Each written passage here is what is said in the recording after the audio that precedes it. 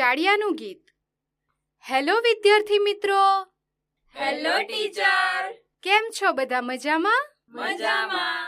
હું પણ મજામાં. તો બાળકો, શું તમને ખબર છે આખો સમય ખેડૂતના પાકને પંખીઓ અને પશુથી કોણ બચાવે છે? ચાલો હું જ જવાબ આપી દઉં. ચાડિયો. શું તમે ચાડિયો જોયો છે? હા ટીચર, અમે જોયો છે. ખૂબ જ સરસ. તો ચાલો આપણે સાથે મળીને ચાડિયા વિશેનું સરસ મજાનું ગીત ગાઈએ.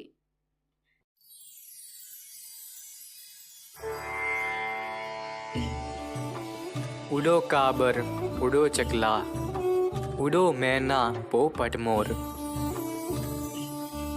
હું આ ખેતરનો રખવાડો, સગડા પેઠા ક્યાંથી ચોર.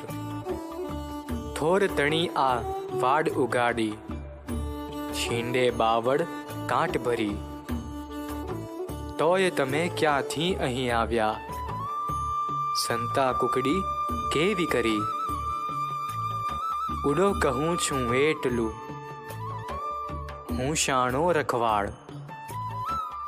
ખેડૂત આવી જો ચડે, ગોફણ ધાબ ઉછાળ. મોતી મૂઠ શાં ડુંડા ઝૂલે, લીલો નીલમડો શો મોલ. દાણો ઓછો એક ન થાશે, માલિકને મેં દીધો કોલ. ખેડૂત આવે ઉડી જાઓ, એ જાતા હું સાદ કરીશ.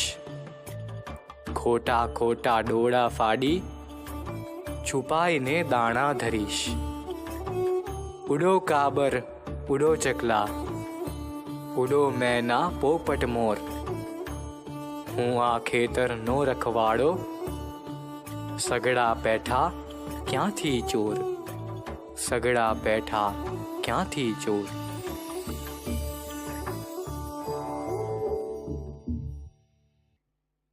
ચાડિયો એટલે જૂના વસ્ત્રો તથા ઘાસમાંથી બનાવેલું શરીર અને માટલાનું માથું.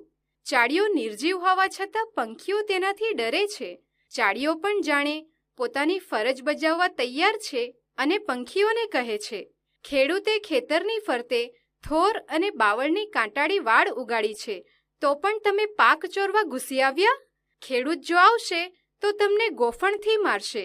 વળી માલિકને મેં અનાજનો એક પણ દાણો ઓછો ન થાય તે રીતે અનાજ સાચવવાનું વચન આપ્યું છે, માટે તમે ઉડી જાઓ. ખેડૂત જશે પછી હું તમને બોલાવીશ, ખાલી ધમકાવીશ પણ દાણા ખવડાવીશ.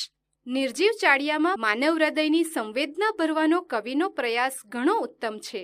બાળકો, ગીત ગાવાની મજા પડી? હા ટીચર. તમને સૌને સમજ પડી કવિ શું કહેવા માંગે છે? હા ટીચર, અમને ખૂબ જ સારી રીતે સમજ પડી. ખૂબ જ સરસ.